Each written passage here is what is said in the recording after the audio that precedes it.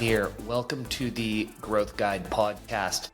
I want to start, before we dive into Indistractable, I want to go back in time to when you taught people how to distract us by designing habit-forming products, first as a professor at Stanford and then through best-selling book, Hooked. While some people use the concepts to design apps that would make our lives better, a lot of people use them to pull us in and keep us hooked to their products.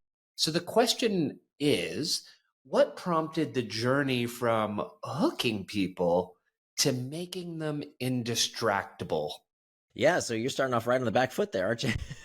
let me correct two things you said. Number one, I wasn't a professor, I was a lecturer, so I just want to clarify that. No big deal. The second thing is a big deal, which is Hook doesn't distract anybody. That is not the point of using products to build habits. So the point of Hooked is to build healthy habits in people's lives. And I talk about this explicitly. There's a whole section in the book called The Morality of Manipulation. So this isn't an about face. This wasn't hooked and unhooked. We want to build healthy habits in people's lives to help them do the things that they themselves want to do, exercise more, eat right, learn a new language, which we can do through our technologies, and also disconnect from different apps, disconnect from watching too much television, disconnect from reading too much news, disconnect from using too much social media, whatever it is that they think is causing them to go off track. But it's not the same apps, right? Nobody is getting addicted to enterprise software, right? It would be great if they used that type of software. It would be great if we could get people hooked to exercising more. It'd be great if we could get people hooked to learning a new language, to saving money, to eating more healthfully. We want to get people hooked, right? Not addicted. There's a big difference between an addiction and a habit. A habit is simply an impulse to do a behavior with little or no conscious thought. An addiction is a persistent compulsive dependency on behavior or substance that harms the user. So the book is not called Hooked, How to Addict People. It's called Hooked, How to Build Habit-Forming Products. Because half of our behavior is done purely out of habit. So you have these habits guiding your behaviors 50% of the time, whether you like it or not. And so the point of Hooked is to, if we can build those habits, let's build them for good. So that book was written not for the social media companies, not for the video gaming companies. They already know these techniques. Where do you think I learned them from? I stole them. I stole their secrets to democratize these techniques for the rest of us. Because I know so many, most of the people in the technology industry, our problem is not that people are overusing our products. That's almost nobody's problem. Our problem is that we build wonderful products that people don't give a shit about, right? That's the sad thing, that they would really improve people's lives if they just use the product. And so that's why I wrote Hooked, is to help those product makers that are building the kind of products and services that would really improve people's lives if we could just get them to use it. So it's not a negation that I wrote Indistractable. It's a supplement. It's an addition. So Hooked is about how to build good habits. Indistractable is about how do we break those bad habits. And that leads to this statement that you have, which I loved and would love you to expand on for the listeners, is you say, in the future, there will be two kinds of people in the world. Those who let their intention and lives be controlled and coerced by others, and those who proudly call themselves indistractable. Yeah, and we all see this as the case because we can all identify that the world is becoming a more potentially distracting place. If you think the world is distracting now, just wait a few years. Because when it comes to virtual reality and augmented reality and all the stuff that's happening in reality, there will really be this bifurcation that if you don't know how to control your time and attention, it's going to be very difficult to succeed in this world. I think the most important skill, my favorite word is the word autodidact, someone who can teach themselves. And the fact of the matter is we are all going to need to upskill ourselves much more frequently because of the rising pace of technological change. But to do that, in order to upgrade our skills, in order to learn, we have to be able to control our time and attention. But there are vested interests, media products, frankly, and I'm not talking about new media. I'm not talking about social media alone. I'm talking about old media, right? There's something called news junkies. But Fox News and CNN and the New York Times are never going to tell you, hey, stop watching the news, even though it involves somebody's problem 5,000 miles away and it's got nothing to do with you. We all feel like we constantly have to be abreast of everything that's going on in the world. Everything is our problem. It's not. It's not. You have to find your zone of influence, where you can actually make a difference in the world. And I'm sorry, I can't stop the wars that are happening in the world. That's not something I can do anything about. And I'm sorry, protesting in the streets with a little banner is not really going to move the needle very much. It's much better if you found what you can really do to make other people's lives better, whether it's your local community, whether it's your family, whether it's yourself, right? And so that's really what I want to help people do, is to do the things that they believe are important. My goal is not to tell people what to do with their time and attention in their life. My goal is to help people do the things that they themselves want to do, but for lack of good product design, if it's the case of making the products, or if it's lack of these skills that none of us have really been taught. We haven't been taught the skills. What was the class in school that taught you how to pay attention? And that skill set is incredibly easy to learn. We just have to sit down and learn it. And so that's what Indistractable is really for. It's for those people who know that they can live a better life, that they know that they're capable of more, but they keep getting in their own way. Because the problem, what I found in my research, is that very few people don't know what to do, right? If you want to get in shape, how do you do that? You exercise and eat right. If you want to have better relationships, you have to be fully present with people. If you want to do better at your job, you have to do the work that other people don't want to do. We already know what to do. The problem is we don't know how to stop getting in our own way. And so that's what Indistractable does. It helps people do the things that they themselves want to do. It's the age-old adage that pretty much anything is simple. It's just simple isn't easy to do. You have to actually be able to do it, which is what we're talking about today. And interestingly, another adage that you always hear is if you're going to write a book, only write a book if there's really a compulsion that's pulling the book out of you. And for you, you said it took you 5 years to write it. And part of the drive for that was because you yourself wanted to learn, how can I be more indistractable? And part of that came back to a moment with your child and a superpower question that they asked you, and you realized, wait a second, I'm too distracted. I'm missing what matters. Can you share how that drove the process that led to the book we're now talking about today? Absolutely. Yeah. So I only write books that I need. And so it took me 5 years to write Indistractable because I kept getting distracted. And so I wrote this book for me more than anyone. And this is kind of how I process my struggles in life. So when I have a struggle, when I have a problem, the first thing I'll do is I'll write about it. I'll try and figure it out for myself, right? So just the process of writing is how I think. And I think it's a very underutilized tool. I think a lot of people would find that's a very effective tool to sit down and write through a problem. So most of the time I would say I solve it that way. If I still can't solve it, I'll talk to my wife about it. I'll sometimes talk to my friends about it. If I still can't solve it, well, then I'll go find books about the topic. I'll go read as much as I can about what's already been written. And most of the time by then, 99% of my problems and issues, I figure out, through those 3 steps. What happened with this problem of distraction was that even when I read other people's books on the topic, most of them said pretty much the same thing. It's technology's fault. Stop using technology so much. And they were written by some professor who's got tenure in some ivory tower, who it's really easy for that professor to say, stop using social media. Well, thanks a lot. But for the vast majority of us, if I stop checking email, if I stop checking social media, my professional life is going to suffer. I might get fired. My career's at stake. So that's not really great advice. And here's the thing. Even when I followed that advice, even when I put my phone away, even when I actually decided to get one of these flip phones off of Alibaba, the kind we used to use in the 1990s, these kind of flip devices, no internet, no apps on it. And then I bought a word processor off of eBay from the 1990s with, no internet connection. You just type on it and then you have to connect it, hardwire connect it to download what you wrote. And even when I did that, even when I got rid of all the supposed distractions that are melting our minds and stealing our focus, when I did that, I found I still got distracted because I would sit down to write and I had my little, flip phone and my word processor with no internet connection and nothing's going to distract me and no apps and no websites.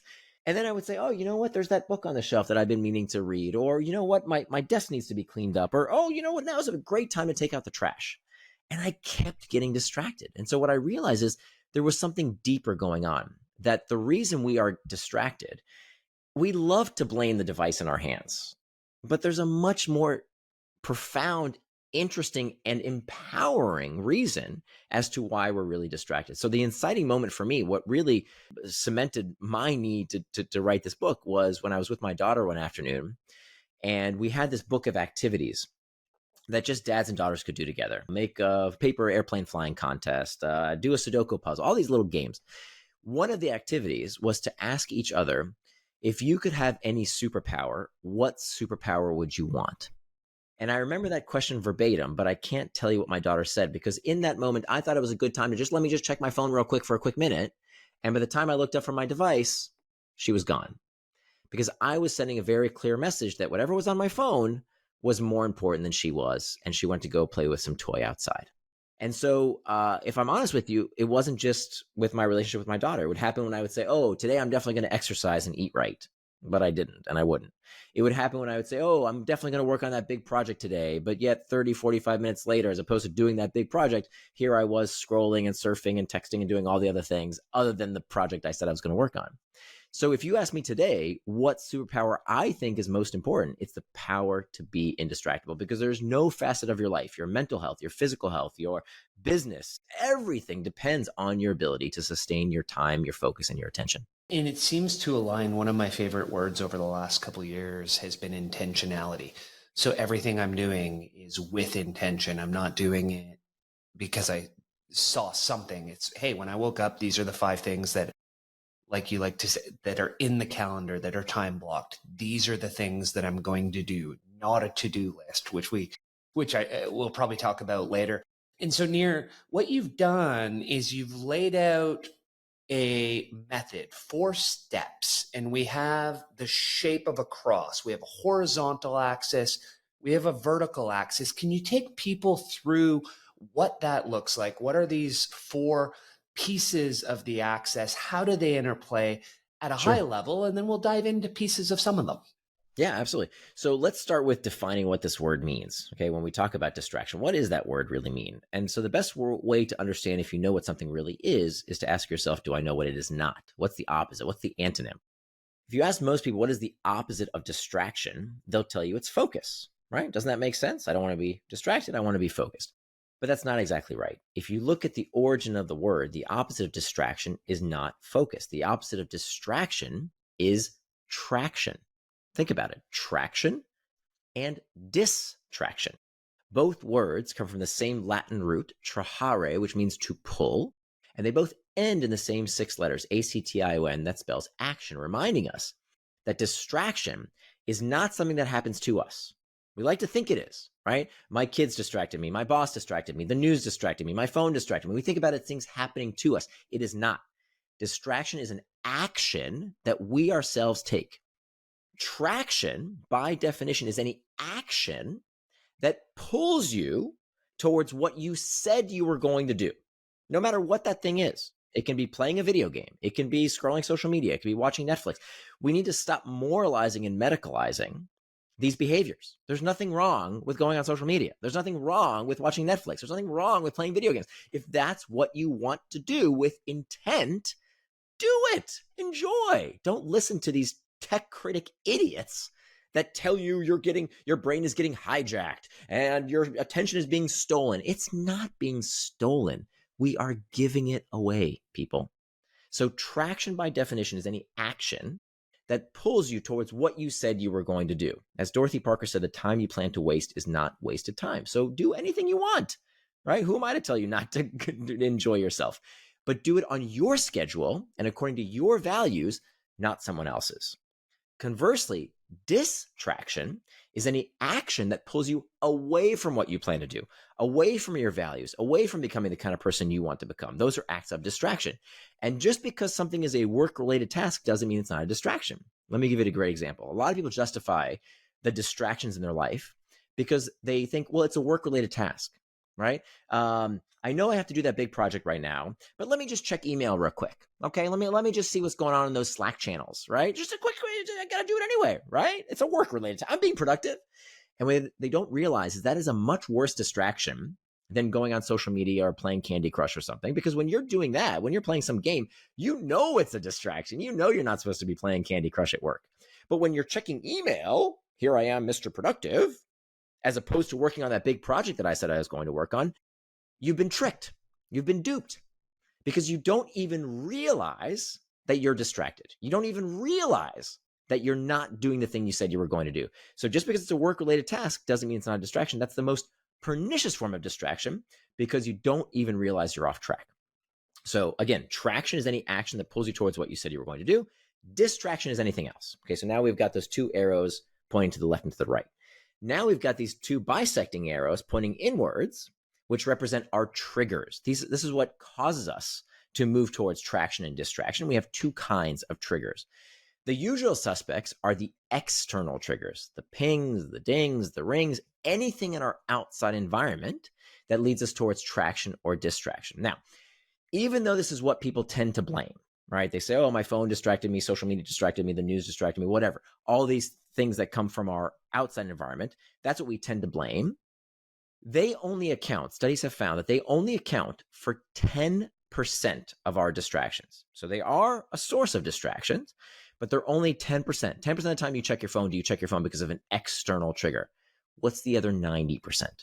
The other 90% of the time that you check your phone, and studies have found this when we do these time studies, 90% of the time you check your phone, you are checking your phone because of what's called an internal trigger. What is an internal trigger? An internal trigger is an uncomfortable emotional state that we seek to escape. Boredom, loneliness, fatigue, uncertainty, anxiety, stress.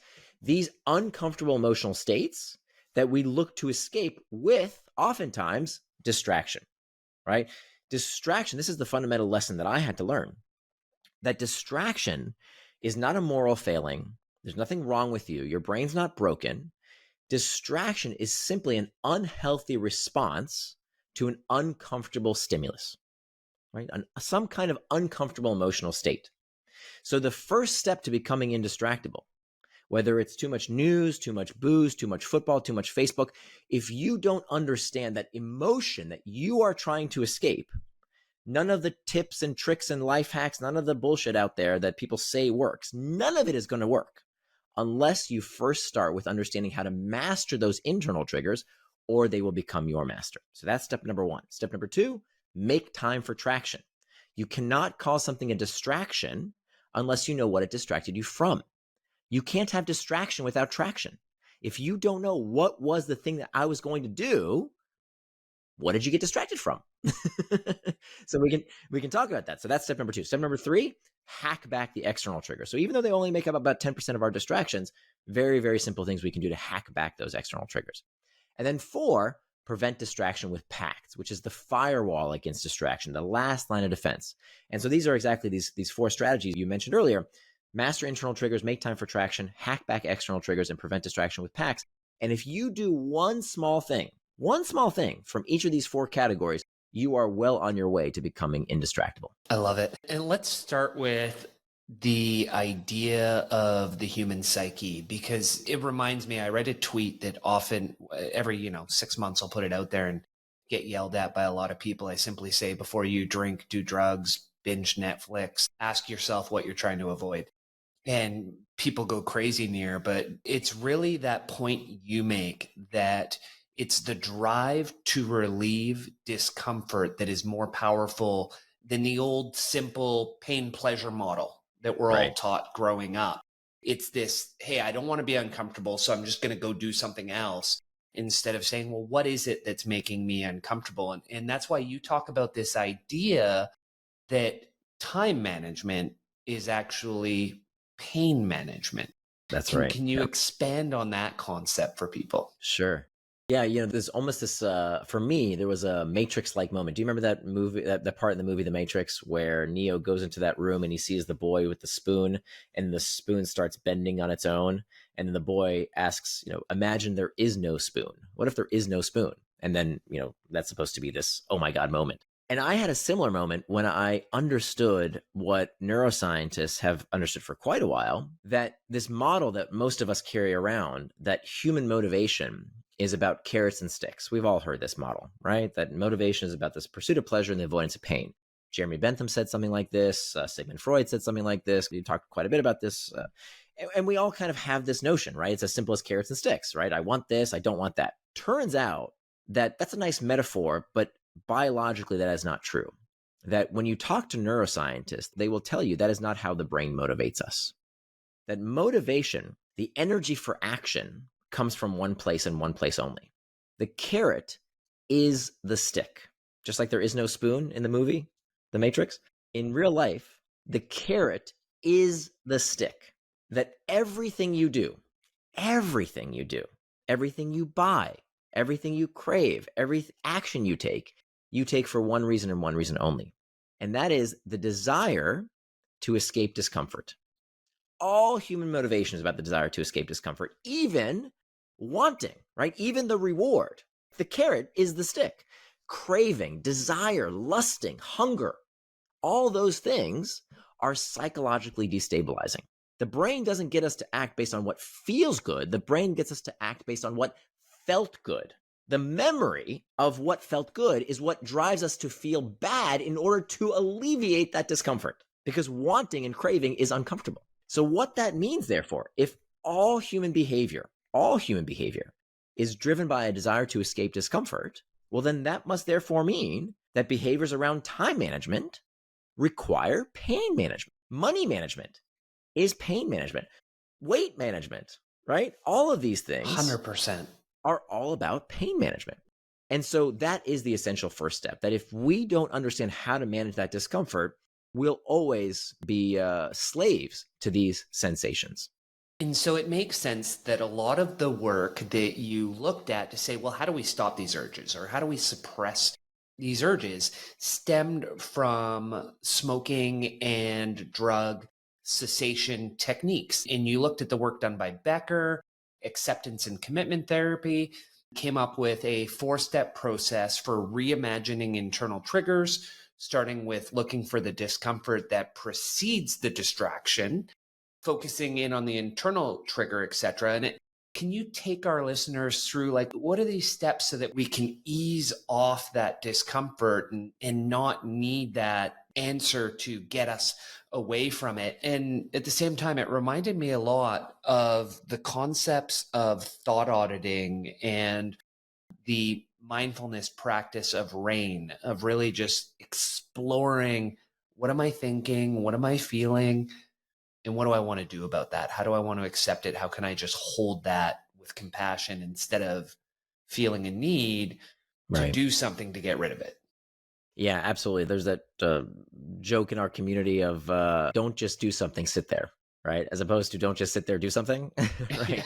that sometimes our natural impulse is don't just sit there, do something. I have to do something. Where does that come from? Fundamentally, it comes from discomfort. And so if we know that distraction is simply a desire to escape discomfort, like all other sensations, what we have to do is to analyze, wait, are we in motion? Are we checking our devices? Are we getting distracted? Are we working on things that we shouldn't be working on because of its emotional pacification effects, or because I really want to do that thing?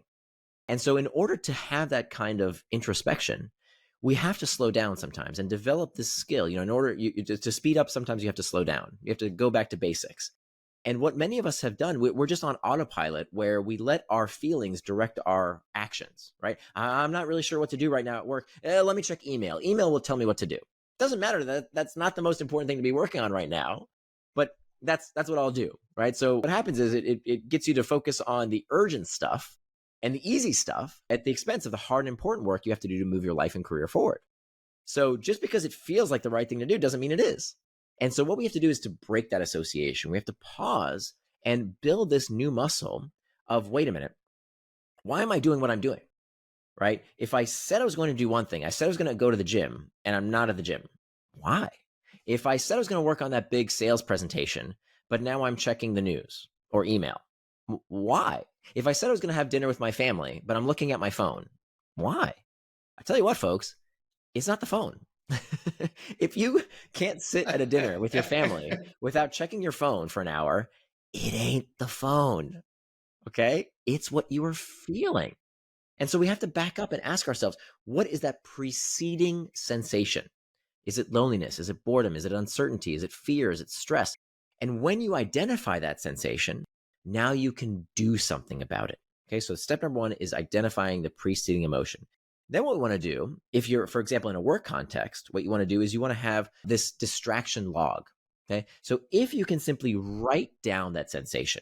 Simply writing it down. It seems like a petty step. It's okay. I know I'm bored. So it's incredibly empowering. Just by naming that thing, you can start getting control over it. Because then this feeling, which your brain is interpreting as a danger signal, as something that requires action, you realize, wait a minute, it's just a feeling. And to me, that's incredibly empowering. If you think about it, why don't people accomplish a goal? You know what the number one reason we don't accomplish a goal? All kinds of goals, business goals, health goals, personal goals. The number one reason people don't accomplish a goal, of course, is they quit. Okay, that's the number one reason. Why do people quit? What's the number one reason people quit? The number one reason people will tell you, if you ask them on surveys, I didn't feel like it. I didn't feel like continuing. That's it. That's it. We talk about structural inequities and these problems and these the trauma and all this stuff that we talk about. At the end of the day, the number one reason people don't follow through with something is that they don't feel like it. It's just a feeling, right? Happy, sad, uncomfortable, bored, stressed. It's just a feeling. So to me, that's incredibly empowering because that means it's simply in our head. And when we have tools and practices to deal with that discomfort in a healthy way, we can overcome that discomfort. So what I do in the book is I don't give you a one size fits all solution. What I do is to tell you here are things that not only are backed by the science, okay, there's over 30 pages of peer reviewed study citations, but all these techniques work for me as well, right? You find that with most books, it's either one or the other. It's like, here's a bunch of academic stuff, maybe or maybe not works in the real world, or here's a bunch of stuff that worked for me, it's going to work for you. And I don't like either one of those approaches. I like the hybrid approach of not only do I know this stuff works for me personally, and it's backed by good peer-reviewed research. And so I'll just share one technique that I use, honestly, almost every single day, because I've been a professional writer for well over a decade now. And every time that I sit down to write, it's hard. Like, people say, oh, I want to get into the writing habit. Well, they clearly don't understand the definition of a habit. A habit is a desire, is an impulse to do a behavior with little or no conscious thought. How do you write with little or no conscious thought? I don't know what that means. Like, writing is hard freaking work. And when I'm writing, it's tons of conscious thought. All I want to do is, go Google something to do some quote unquote research, or check my email, or look on social media, or do anything but the hard task of writing. It's hard, right? And I'm sure everyone listening has that one task they know they have to do to move their life and career forward, but it's hard. It doesn't feel good. It's difficult. So what do I do? When I feel that discomfort, okay, when I feel that itch to go check email or Google something or read the news or whatever the case might be, whatever the distraction that would take me away from what I said I was going to do, I use this protocol. So this is what works really well for me. And of course, this is also backed by, I didn't invent these techniques I'm about to share with you. This has been very well studied. I use what's called in acceptance and commitment therapy, the 10-minute rule. The 10-minute rule acknowledges that our sensations, that these internal triggers, they crest and then they subside. Okay, they come and they go. But of course, when you feel those things, your brain doesn't make that connection. When you feel angry, when you feel bored, when you feel stressed, when you feel anxious, you feel like you're always going to feel that way. But we know logically, sitting here, when we don't feel that way, that's not true. They crest and subside. And so what you're going to do is you're going to tell yourself, I can give into that distraction, right? I can give into that distraction, but not right now. But not right now. So you're not saying no, because one of the common myths is just say no, right? Abstinence. Don't get distracted. Stop doing that. But we know that when you tell yourself no, it elicits what's called psychological reactance. Psychological reactance is this rebelliousness that we feel whenever our agency and autonomy is threatened. So if your mom ever told you, put on a coat, it's cold outside, or you've been micromanaged by a boss, that feeling of like, don't tell me what to do, that's reactance. Now, the crazy thing is you can elicit reactance even when you are telling yourself what to do. That's how crazy the human psyche is. So you want to disarm reactance. You want to tell yourself, you don't want to tell yourself no. You want to tell yourself not yet. I can give into that distraction in 10 minutes. That's what's called the 10-minute rule. Okay, not for 10 minutes. Don't misinterpret. Some people misinterpret. Oh, I can do it for 10. No. In 10 minutes. So here's what I do. When I feel that itch of, let me just go check that one thing real quick. When I know I'm supposed to be writing, I will take out my phone. I'll say, set a time for 10 minutes. I'll put it down. And now I have a choice to make. I can either get back to the task at hand. Okay, whenever I want, if I'm ready, I can get back to the writing, or I can do what psychologists call surf the urge. Okay, surfing the urge acknowledges that if I can ride that wave of emotion like a surfer on a surfboard, By the time that emotion dissipates, I'll be ready to get back to writing. So here's what I do. When I feel bored, indecisive, stressed, is anybody going to like this article? Is this going to be any good? What's going to happen to this? When it's full of these uncomfortable sensations. So when I feel that discomfort, I take a deep breath and I repeat to myself a simple mantra. Now, I made up this mantra. You can use a different mantra. You can steal this one if you'd like. I say to myself, whenever I'm doing a task that I want to get distracted while I'm doing, I say to myself this simple mantra. This is what it feels like to get better. This is what it feels like to get better. So just taking a few seconds to say that in my head, and I give you all kinds of other prompts in the book that you can use for yourself to see what works. What you will find is that by the time those 10 minutes are up, you'll be right back at the task at hand. So you can get back to, whenever you're ready to get back to work, get back to work. The idea is that you're training yourself to weather that storm, to ride that wave like a surfer on a surfboard. And what you'll find is that over time, the 10-minute rule becomes the 12-minute rule, becomes the 15-minute rule, becomes the 20-minute rule, and you're proving to yourself that you have agency. And that's the most important thing. Most people never develop this practice of testing whether, wait a minute, if I have a few practices in place, am I a slave to these distractions or am I in control?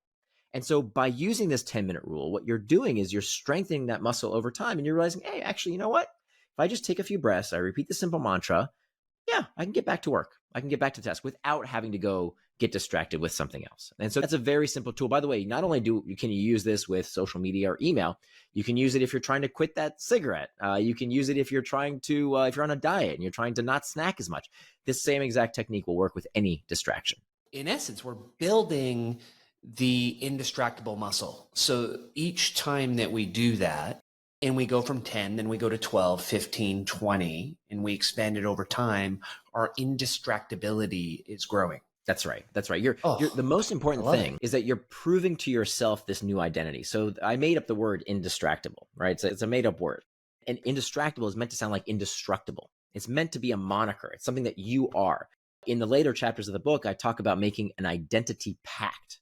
And this comes from the psychology around religion, that we know that when people have a certain moniker, when they call themselves by a noun, they are much more likely to achieve the goals associated with that noun. So for example, when someone says that they're a devout Muslim, okay, they don't debate whether they should have that beer with dinner or that gin and tonic because Muslims don't drink alcohol. When someone says they're a vegan or vegetarian, they don't wake up in the morning and say, I wonder if I should have that bacon sandwich for breakfast. They know, no, vegans don't eat meat. It is who they are. It is part of their identity. So that's what I tried to create with Indistractable. That by proving to yourself, I am indistractable. That is who I am. That's part of my identity. Is that any different from someone who calls themselves a Muslim or a Christian or a vegan? No, it's who you are. And so by proving to yourself through these actions, actually, look at this. I am indistractable. I can live with personal integrity and do what I say I'm going to do. I love that. And it's very relevant right now because 9 days ago was National Quitters Day. So when you were talking earlier about distraction and quitting, we have January 12th is the day most people give up on their resolutions. And apparently pizza sales spike on that day. So we will help people last until at least the 13th and then the 14th, and then they'll go one more day each year. So one of the benefits of creating a new word is that you can define it any way you want. So being indistractable doesn't mean you never get distracted. Okay, so if you get distracted, it doesn't mean, oh, that's it, I quit, I can never, this method doesn't work. No. The definition of being indistractable is that you are the kind of person who strives to do what they say they're going to do. Everyone gets distracted from time to time. I still get distracted from time to time, and I wrote the book Indistractable because being indistractable doesn't mean you never get distracted. It means that you learn from those distractions so they won't happen again. So Paulo Coelho had a wonderful quote. He said, a mistake repeated more than once is a decision. Such a good quote. I'm going to say it again. A mistake repeated more than once is a decision. So the point here is, how many times can we get distracted by the same things? How many times are we going to get say, oh, stupid social media and Twitter and the news? How many times do we keep getting distracted by these things before we say enough's enough, right? We keep making the same mistakes. So a distractible person keeps making the same mistake again and again and again, which is why I say those people decide to get distracted. Whereas an indistractable person says, okay, I saw what you did there, right? It happened once. I'm not going to let it happen again, because there's only 3 causes for every distraction: an external trigger, an internal trigger, or a planning problem. That's it. And once you know why that distraction happened, if you take steps today, there's no distraction you can't prevent from happening tomorrow. Thanks for listening. If you enjoy what you're hearing so far and want me to be able to get your favorite guests on this show, please do me a quick favor. Subscribe to the show and leave me a rating. The 30 seconds of your time will mean a ton to me.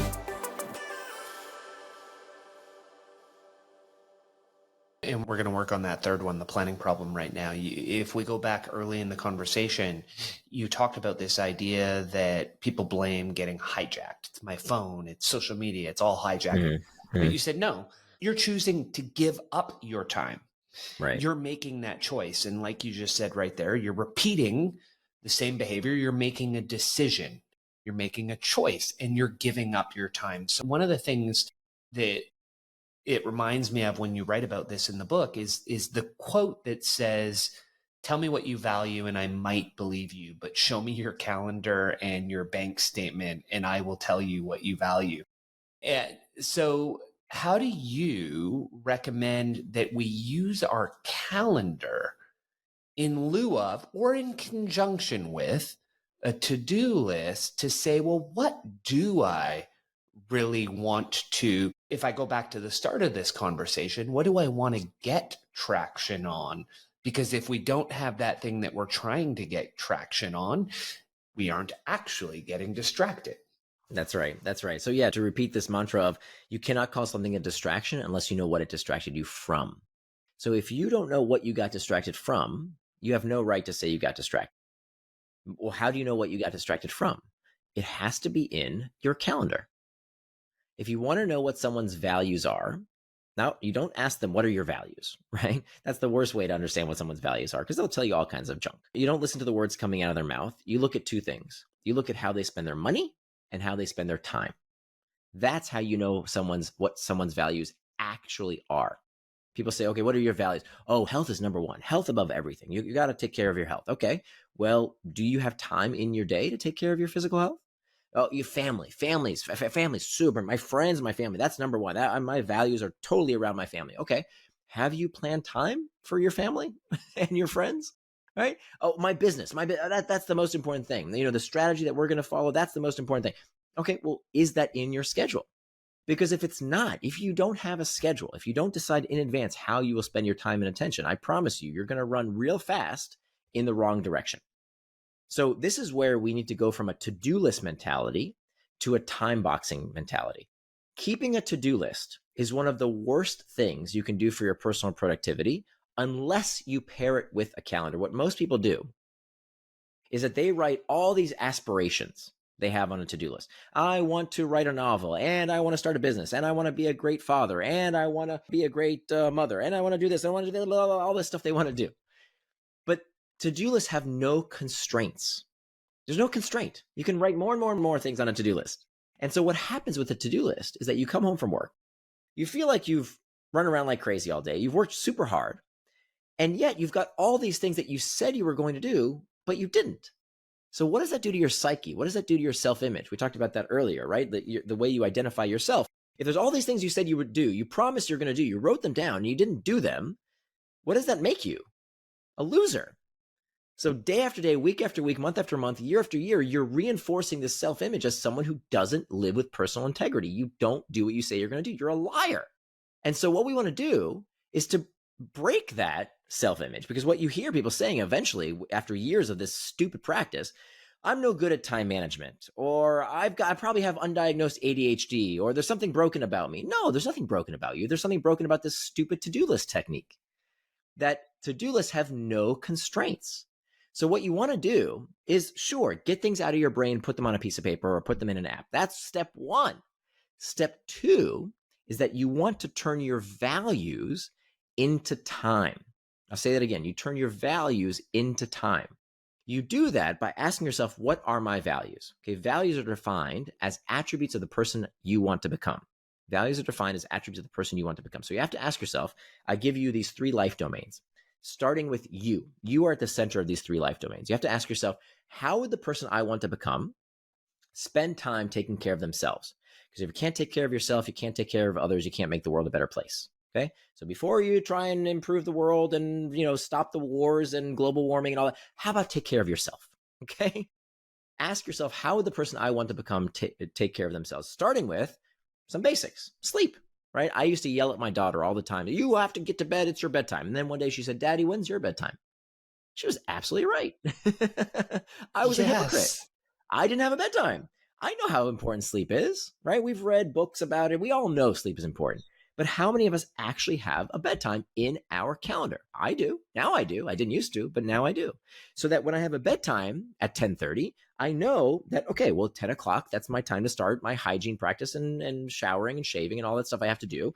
I got to do that at 10 o'clock so that I can back up the rest of my day, right? Do I want time for reading, reflection, prayer, meditation, exercise?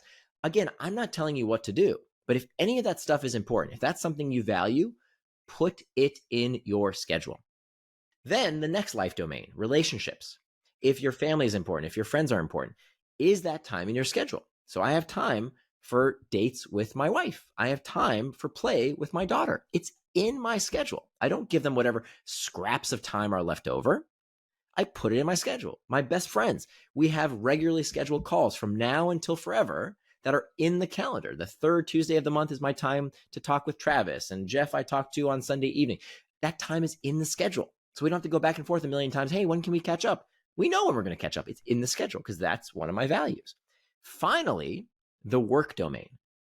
When it comes to work, this is where most people start. They start by first putting in all the work stuff. I actually think that's the last thing we put into our schedule. And when we do that, we need to realize that there are 2 kinds of work. We have what we call reactive work. Reactive work is the kind of work that most people spend most of their day doing. Reacting to emails, reacting to notifications, reacting to taps on the shoulder from clients and colleagues. I get that. Everybody has that in their day. The problem is that that's a very psychologically easy place to be, because all I have to do, I have to go to my desk and I just have to wait for people to ask things of me. Okay. Things come into my email inbox, things come in over text, colleagues ask for stuff. It's very cognitively lazy. I don't have to think about what are my priorities. My priorities are told to me by other people. And that is the recipe for being a loser. That is the recipe for being very mid. Because if you follow that formula of always doing reactive work, and it's very habitual, right? It's very easy to get into that rhythm of, okay, here I am at work. Tell me what to do, email inbox. Tell me what to do, other people, without actually stopping to reflect and do what's called reflective work, to stop and make that time in your schedule to think. If you want to have an edge over everyone in your industry, make time to think, because I bet you 90% of the people in your industry aren't doing it. 90% of the people in your industry are doing 100% reactive work. They're not sitting down to think, to strategize, to plan, the kind of work that can only be done without distraction. So yes, you've got to have some time in your day for reactive work, but make sure you have some time in your day for that reflective work as well. And you got to protect that time as if it was a meeting with your greatest hero, right? Like if your sports hero, maybe you have a political hero, I don't know. So imagine the most famous person in history wanted time with you. Would you make that time for them? Of course you would. And yet when it comes time for ourselves, I'll get to it later, right? I can skip that meeting with myself. No, you've got to have that time in your schedule and keep it sacred, because you are the most important person in your life. So that time for reflective work is in your calendar as well. And what you will find invariably when you do this exercise of making time for you, your relationships, and finally your work, you will find there isn't enough time. There isn't enough time. You will not be able to do 100%. Everything. Yeah. And so this is the genius of a time box calendar. Unlike a to-do list where you can always add more and more and more and more, and you feel like crap about yourself. When you have a time box calendar, now I'm forcing you to make trade-offs. I'm forcing you to ask yourself, okay, I don't have time to spend the 2 hours with my kid that I'd like every day. Bummer, right? Because you know what's more important right now than spending 2 hours with my kid? Making my business succeed. Fine. But I'm making you make those trade-offs, because every single one of us, we only have 24 hours in a day. And I don't care how much money you have, right? If you're Jeff Bezos or Elon Musk, you can always make more money You can't make more. Time is a non-renewable resource. You can always renew money. You can make more money. You can't make more time. And so what you get at the end of this process, which it sounds complicated, like I'm giving a big explanation. It actually, I spend literally 5 minutes a week on it now. 8 p.m. Sunday evenings, I make my calendar for the week ahead, maybe 5 to 10 minutes a week. And I don't think many people have experienced the sheer joy, the euphoria that comes from doing what you said you were going to do. I seriously, I think very few people, like everybody needs to try this at least once in their life. Plan a day down to the minute in a way that you say to yourself, boy, if I did that, that would feel amazing. Not what did I finish? Okay, this is a super important point. Another point around why to-do lists suck. To-do lists cause you, or they make you measure yourself by how many things you finished. It's all about checking off cute little boxes, right? That's what it's all about. Check off the box, check off the box. That's a really stupid way to do things, because what that incentivizes is checking off the easy stuff, checking off the fun stuff. The hard stuff, well, that'll wait for a little longer, right? I've known people who will write something on their to-do list after they finish it just for the joy of checking it off. How stupid. 100%. There's normal people and there's people who do that. Like, you've already done it. Don't put it on the list so you can cross it out. That's crazy people stuff. I didn't want to say this, but I used to do that. Okay. It feels so good. But here's the thing. When you use time boxing, that is no longer the goal. The goal of time boxing is not to finish anything. What did he just say? The goal of time boxing is not to finish anything. How can that be? When am I going to get stuff done? Here's the thing. The goal of time boxing is one thing and one thing only, and that is to do what you said you were going to do, not finish, but to do the thing you said you were going to do for as long as you said you would without distraction. That's it. It's not about finishing. It's about working on that task, doing that thing you said you're going to do for as long as you said you would without distraction. That thing you said you were going to do could be playing with your kid. It could be playing a video game. It could be watching Netflix. It doesn't matter what that thing is, but do it without distraction. And here's the kicker. Here's really the punchline here, is that studies have found that people who measure themselves by that sole metric of did I do what I said I was going to do for as long as I said I would without distraction, actually finish more. They actually get more done than the to-do list people. Why? Because when you just put stuff on a to-do list, here's what most people do. Oh, they work on that thing for 5 minutes and then, oh my gosh, you know what? There's that email I need to get back to. And oh, let me check my phone. And then let me do this. And then 20, 30, 45 minutes later, what was I working on again? And so they have no feedback loop to know how long things actually took. And here's where we have what's called the planning fallacy, where we know that things take 3 times longer on average than people estimate. Whereas when you're a to-do list, when you're a time boxer, when you do what I talk about in Indistractable, when you say, okay, I'm going to work on that task for 30 minutes. That's all I'm going to do without distraction. I'm going to work on those slides. I'm going to commit this code, whatever it is. I'm going to just do this thing for 30 minutes. Now you can say to yourself, okay, I worked on this task for 30 minutes. I need to make a 10-slide presentation. I did 2 slides out of 10. That means I need 5 more time boxes of this slide to finish the project. So now I have a feedback loop. You can't get that from to-do lists. Time boxing eats to-do lists for breakfast, but it starts from, sorry, that was such a long explanation. It starts from figuring out your values, how you will turn your values into time, and then committing to that time box calendar so that you can experience this euphoria of, oh my God, I said I was going to do that, and that's exactly what I did. So when you're working on your time box and you're thinking about, for example, work, and you talk about that person that just strikes off the easy things on the to-do list because then they get more done on the checklist, do you ascribe to any form of, let's say, like an Eisenhower matrix format where when you're adding something to the app or the to-do list that will later get time boxed, do any sort of, hey, is this important or is this urgent? And do you have a scoring system so that when you go to time box on a Sunday night and you look at the things that you've added to that list over the course of the week, you say, okay, here are the ones I'm going to time box and here's why I'm going to time box them? Or is that a bit second nature to you now, and so you don't need to have that ranking and scoring system? So the beauty of making a time box calendar is that it forces the implicit result of the Eisenhower matrix out of you. So the Eisenhower matrix, again, is you're focusing on things that are urgent and important. It qualifies them into 4 quadrants. And it's a very useful tool. And if it works for you, keep doing it, right? Whatever's working, you can't argue with success. If that works, keep doing it. But what I found is when I make a time box schedule, it forces you to say, you know what, that thing that I really want to work on, that's actually not that important and not that urgent. But you know what is really urgent? That other thing that I need to make time for.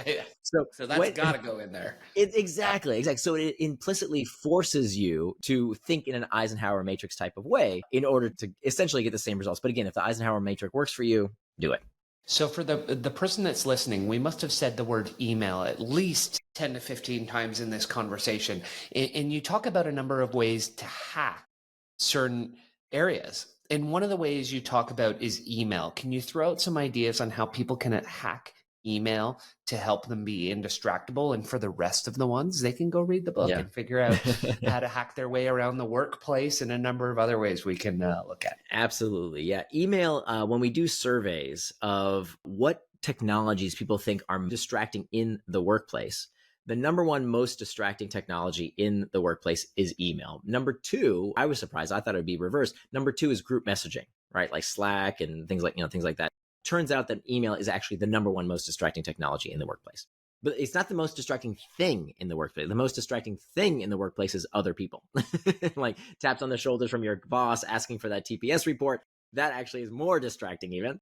But in terms of technology, people say email. So, okay, what's going on? Well, we know that about 50%, this was in the Harvard Business Review, that about 50% of the emails the average knowledge worker receives did not need to be received. And about 50% of the emails they send did not need to be sent. So we are wasting a huge amount of time on email.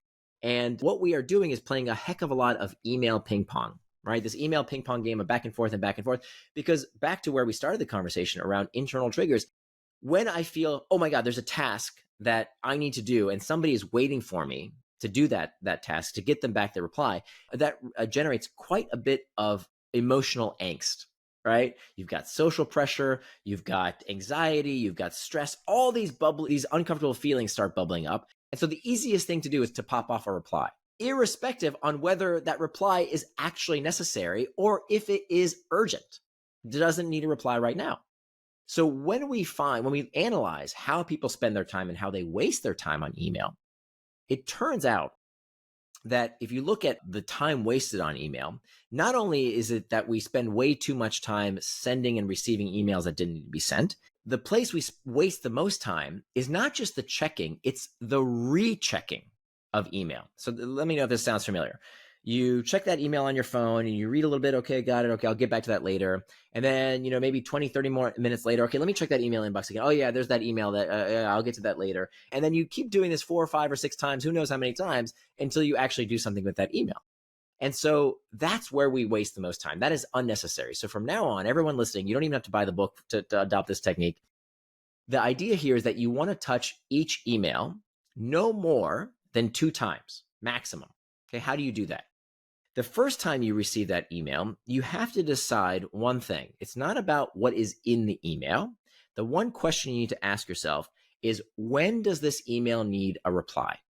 Okay, so that should be the mantra going through your head. Every time you get an email, what's in it? Okay, great. When does it need a reply? If it never needs a reply, go ahead and delete or archive it. Okay, boom, done. If it does need a reply, you need to ask yourself, by when does it need a reply? Now, a very small proportion of email, maybe less than 1% of emails, actually need a reply right now, right? Very, very, house is on fire type of thing. If your house is on fire, nobody's going to email you, right? They're going to call you. They're going to find another way to reach you. So almost no emails are actually, oh my God, right now. But how many emails do we pop off just because we can real quick? And this 2-minute rule, I know David Allen has this 2-minute rule. I think it's a bad idea because he wrote Getting Things Done Before Email. And he says everything that's less than 2 minutes, just do. Every email, most emails are less than 2 minutes. But you know what? 2 minutes times 30 is an hour. So you just wasted an hour on a bunch of 2-minute tasks. So I don't like that rule at all. So the tiny 1% of emails that, oh my God, your house is on fire, that's a separate category. It almost never happens. But we think it happens a lot because of the psychological discomfort it causes us. I would say that, in my experience, about 80% of those emails that need a reply can be replied to sometime this week. And about 20% of those emails for the average knowledge worker need to be replied to sometime today. So here's what you're going to do. You are going to, when you check those emails, if they need a reply, you are going to tag them by just one of those 2 tags. Either today is one tag or this week is the other tag. Okay. Then what you're going to do is every day in your schedule, you need to time box time for checking only emails that need a reply today. Those 20% of emails that need a reply today. That's the only emails you're going to reply to that day, are the ones that urgently need a reply sometime today. And you're going to put that in your schedule. And for me, I have, one block per day. Some people, they say, but no, I need to get back to people more frequently. No problem. Put 3 time blocks per day when you're checking email, if that's what you want. What I don't want you to do is to check email whenever you feel like it, right? Whenever I'm not sure what to do, whenever a project is boring, let me just check email for a second. That is death. That is productivity hell. Don't do that. Only check email when it is the appropriate time in your calendar. When you have said, I need to check. You say, oh yeah, but what if somebody needs me urgently? Okay, they can wait an hour. Okay. Like if it's really house on fire type urgent, they'll find you another way. So you only reply to those emails that you reply to today. Now, what about the 80% of emails that you say they can be replied to sometime this week? Here's the magic. Okay. Remember how we said that Harvard Business Review said that about 50% of the email that you receive didn't need to be sent and doesn't need a reply? The magic of using this technique is that you will find that when you let emails simmer, when you just let them sit there, the ones that can be replied to sometime this week, 80% of your emails that you're receiving can be replied to sometime this week. When you give them some time, what you will find is that 50% of the 80% you will never have to reply to. Some other project will come up. They'll be crushed under the weight of some other project. Somebody else will chime in. And then you didn't have to waste that time. Whereas otherwise, what most people do today is, I'll just reply to what's at the top of my inbox. How stupid is that, right? I'm going to let other people tell me what's important. No, you decide this email can wait for a little while. And then what you're going to do for example, for me, I have Message Mondays. Every Monday, I have a 3-hour block of time when my job on Message Mondays is to go through all those emails that could be replied to sometime this week. Does that make sense? So every day I have about an hour for emails that need a reply today. And then on Mondays, I have 3 hours for those emails that need a reply sometime this week. And I'm telling you, it works like magic every week, week after week. 50% of those emails archive. Whereas if I had replied to them the day I would receive them, I would have wasted all that time. Exactly. Yeah. So that's what stops the email. Remember when we talked about email ping pong? The number one rule, if you want to get fewer emails, is to send fewer emails. Of course it is. It's common sense. So we're slowing down the email ping pong game by being thoughtful about when things need to reply, either today, if it's actually urgent, or this week, if it can wait for a bit. And Nir, I'll fire one more question at you from the book and then a few rapid fire ones to wrap it up. Is this idea of the last step in this game is to make time for traction, hack back external triggers.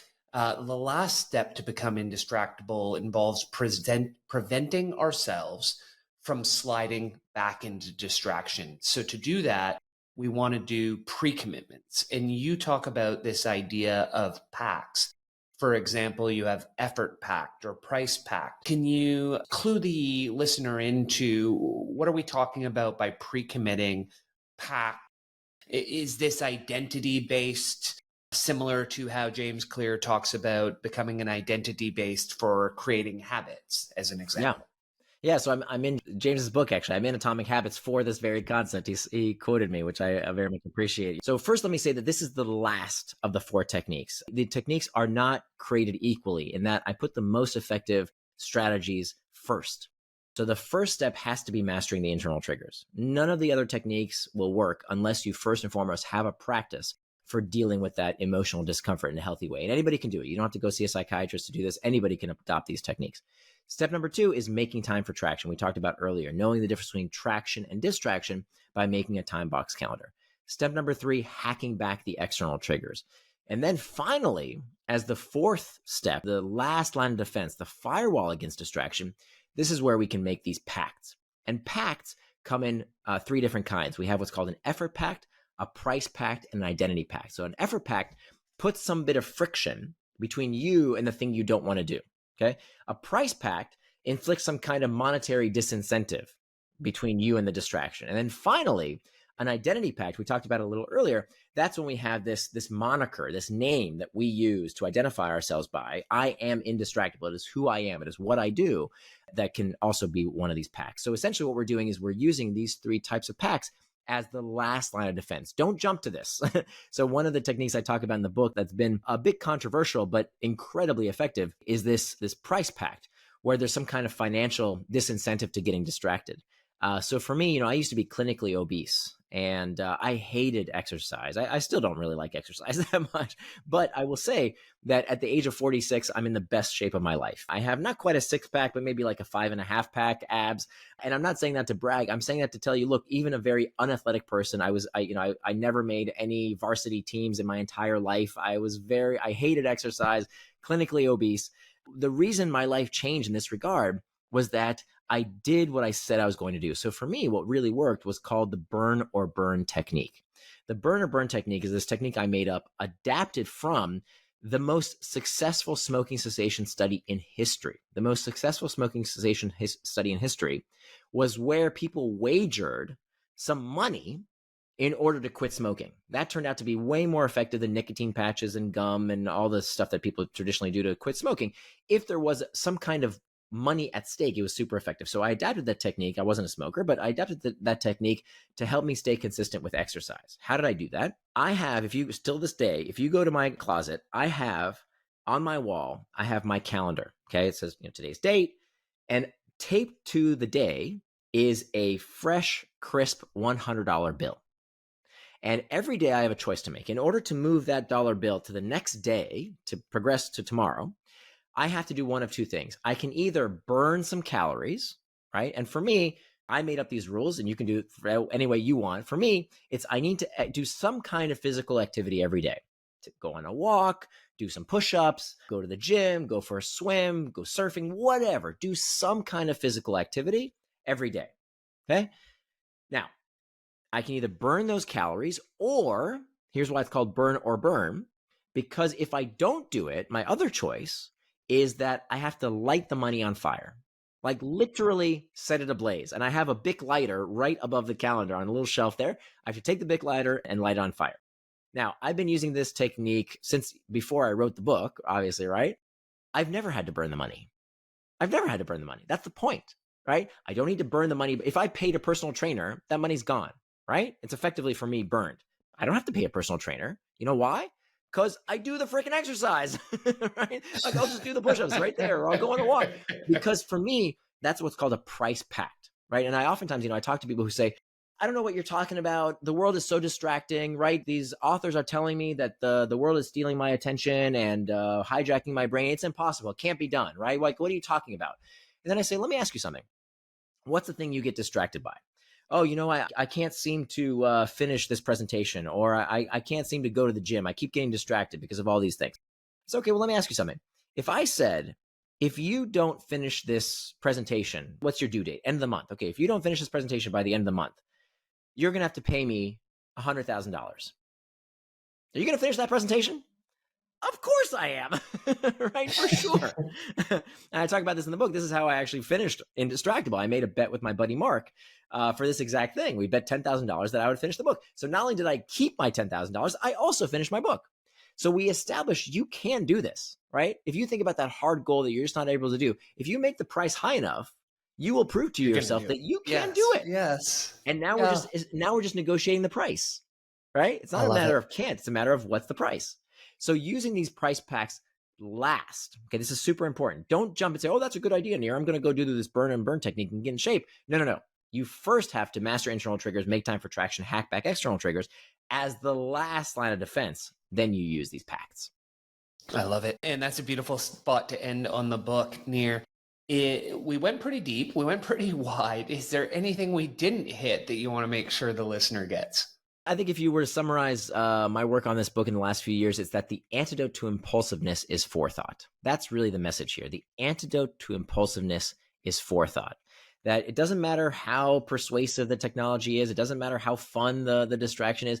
Fundamentally, there is no distraction we can't overcome. If we plan today, we will make sure we are indistractable tomorrow. And what are the best ways for the listeners to find you? Sure, thanks. So if you go to my blog, nirandfar.com, it's spelled like my first name, Nir. So that's nirandfar.com. And if you go to indistractable.com, that's the title of the book. If you go to that website, there's actually an 80-page workbook that we couldn't fit into the final edition of the book. It got too long. So we decided to give it away for free. If you want that to get you started, that's at Indistractable. It's spelled I-N, the word distract, A-B-L-E. So indistractable.com. And Nir, I'm going to throw one rapid fire question at you Sure. to benefit the listeners. The show's about growth, so I always love to hear from authors. What is one habit, behavior change, or even mindset shift that has had an oversized impact on your life? That's not a rapid fire question. That's a tough one to answer. Good. But I will say, for me, talk about this a bit in the book about ego depletion. Do we have time for me to talk about that? Yeah, for sure. It was on my list of questions to talk about. Good. Yeah. Yeah. So I used to have this idea that now I know it's called ego depletion, but at the time I didn't know it was called that. Ego depletion is this idea that we run out of willpower, kind of like you run out of charge of battery on your phone, that you spend it up. You spend up willpower. And even though I didn't know that it was called ego depletion, I acted as if I was depleted. So I would come home from work after a long day and I'd look in the fridge for some ice cream and I'd sit on the couch and say, oh, I'm spent, right? I don't know if anybody else says that to them. So I say that to myself. I used to say that to myself all the time. I'm spent. And I would say, like, how could I possibly, not eat some ice cream and go on social media? Because, I've had such a hard day. I'm spent. And that concept actually got some scientific backing when there was one researcher who did research that actually showed that we do run out of willpower, like gas in a gas tank or battery charge on your phone. And it got a lot of traction. People started using this term, ego depletion, to explain why we seem to run out of willpower. Until, what we do in the social sciences, when a study sounds too good to be true, we run it again. We replicate the study. And it turns out that as far as we know, ego depletion is a myth. It doesn't exist. That there is no such thing as concept that willpower is a depletable resource, except in one group of people. So Carol Dweck, who you might know from her book Mindset, she's one of my research heroes. And she did this wonderful study where she found that actually ego depletion does exist. It really is a phenomenon in one group of people. And that group of people are people who believe that willpower is a limited resource. So if you believe that you are spent, you are. And so that's why I am on this crusade against this actively harmful mindset of these ideas like ego depletion, tech addiction. It's the same thing. If you believe your kids are addicted to tech, if you believe your attention is being hijacked, if you believe your focus is being stolen, you act as if it is. And if there's one message the big tech companies would love you to believe, is that you're powerless. Why even try? Right? I would love, I bet you, I don't know if you saw this movie on Netflix, The Social Dilemma. They interviewed me for that movie. I'm in the credits. You can see my name in the credits. They interviewed me for 3 hours. I talked to them for 3 hours. And I literally gave them all my research. I was like, well, you know what? This is super important. A lot of people are going to see this movie. Here's the solution. Okay. Much of what I said today, of course, we did it for 3 hours as opposed to one. I gave them everything, every solution. And they didn't put any of it in the movie. Not even a second of what I told them was in the movie. And I'm not bitter about it. I don't really care. But somebody in the movie should have offered a solution to any solution. It's as if you go to the doctor and the doctor says, you have a terrible life-threatening disease and I have the cure, but I'm not going to give it to you. That's malpractice. And it's almost as if the social dilemma was working for the social media companies, because what that movie propagated and what people saying things like the tech companies are hijacking your brain are propagating is what's called learned helplessness. Learned helplessness, and this is done by, this research is decades old, is that when people believe there's nothing to be done, they don't do anything. They're powerless. Why even try? And you can train people into submission when you say this ridiculous stuff like you're powerless, like you're addicted, like your brain is being hijacked. And so when you ask what's changed most profoundly in me, it's this realization that our mindset, that our self-perception about our agency really, really matters. It's just like Henry Ford said, whether you believe you can or you can't, you're right. Oh, I love that. We have way much more power than we think. And correct me if I'm wrong, ego depletion, was that not one of the key concepts in Thinking Fast and Slow? I don't remember if it was research done by Roy Baumeister, I think at FSU. Okay. I don't know if Kahneman talked about it. Yeah, I feel like it might have, and might have had the idea that you take a little bit of sugar and it comes back, but it might not have been willpower per se. The example in Thinking Fast and Slow had to do with parole hearings, and if your case was heard right before lunch or towards the end of the day, you were more likely to not get parole. It was a really sad, really and there's sad study. Unfortunately, that book has not aged well. There's a lot. So that turns out that as well. It's called priming. That a lot of that the priming research has not done well in the social sciences at all. Because it turns out a lot of that is not so much the priming effects, it's more the underlying belief effects that you might have going into it. All right, we'll let that go at that. Thank you so much for joining me today. That was a blast. My pleasure. Thank you so much. If you like the podcast, you'll love our new newsletter, The Growth Guide. Every Thursday, straight to your inbox, with the goal to help you be better, achieve more, and become financially free. Check it out at our website, thegrowth.guide. Subscribe and learn more.